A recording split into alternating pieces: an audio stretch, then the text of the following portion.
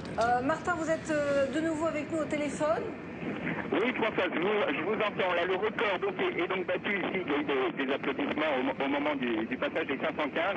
Maintenant, tout le monde est de nouveau nerveux. La vitesse est vraiment phénoménale. On a une impression de vitesse quand on est assis dans ce TGV phénoménal. On est légèrement écrasé contre son fauteuil. On sent bien les virages. C'est vraiment très, très impressionnant et la vitesse augmente toujours. Comme je vous disais tout à l'heure, la comparaison avec les astronautes, vraiment, on n'en est pas loin. On a l'impression d'être vraiment dans une fusée. Donc vous êtes bien assis et collé au fauteuil, Martin. On a perdu Martin Goisse. Mais il faut dire que cette vitesse, c'est pas évident non plus de garder. Ce n'est pas évident de garder des liaisons. Vous pouvez remarquer le défilement des supports de caténaire. Vous voyez, c'est absolument extraordinaire. Ils ponctuent toutes les secondes. Vous voyez, absolument. Voilà. Le bruit doit être absolument infernal depuis l'extérieur. J'ai assisté au record à 515 en 90. C'était absolument assourdissant. C'est vrai. Et les cailloux du ballast volent sous les têtes. Ils sont entraînés par le vent de la course. Jean-Marie Messler, vos impressions en voyant cette progression continue, vous croisez les doigts? Je dis jusqu'où iront-ils? Non, mais voilà, tout se passe bien. 560, nous y voilà. Des applaudissements autour de nous, car dans la salle de presse, tout le monde est rivé sur les grands écrans. Et à chaque seuil de vitesse, voilà les applaudissements successifs. Record de 81, record de 90. Et puis le record de jeudi dernier, puisque nous avons été à 568 et des poussières. Nous voilà à 567. Jouer son va-tout. Alors c'est maintenant que tous jouent. Absolument. Soit on décide d'arrêter, soit on continue. C'est le va-tout complet. Alban Mikosi. Françoise, pardon de vous interrompre Françoise, mais le voilà au bout de la ligne droite. Effectivement, c'est pour ainsi dire une fusée sur Terre.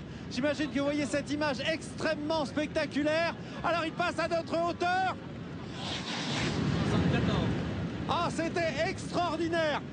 Vous avez entendu peut-être quelques applaudissements autour de nous, mais ici surtout, aussi on applaudit. Vraiment, il est passé d'une manière extrêmement spectaculaire. Je peux vous dire que ici c'est vraiment très très impressionnant.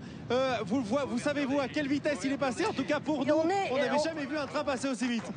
Et ils ont fait 574. Hein. Ah non, manifestement là ils réduisent. Il y a coupure de traction là. Ils réduisent. D'accord. Ils considèrent que 574 c'est sans doute en effet l'objectif qu'ils souhaitaient obtenir.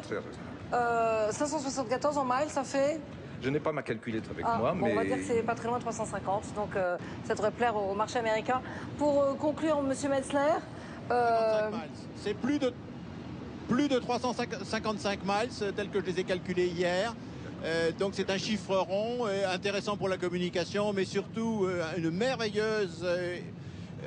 réalisation commune, des gens qui ont préparé les rames, des gens qui ont préparé la voie, des gens qui ont mis en place le matériel et qui aujourd'hui dirigent les essais.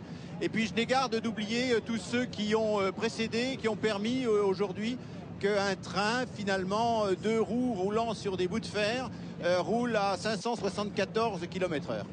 Merci beaucoup pour ces impressions, Jean-Marie Messler. 574,7 km/h, c'était donc le record. C'est maintenant que c'est dangereux, parce qu'il faut ralentir. Il ne faut pas freiner.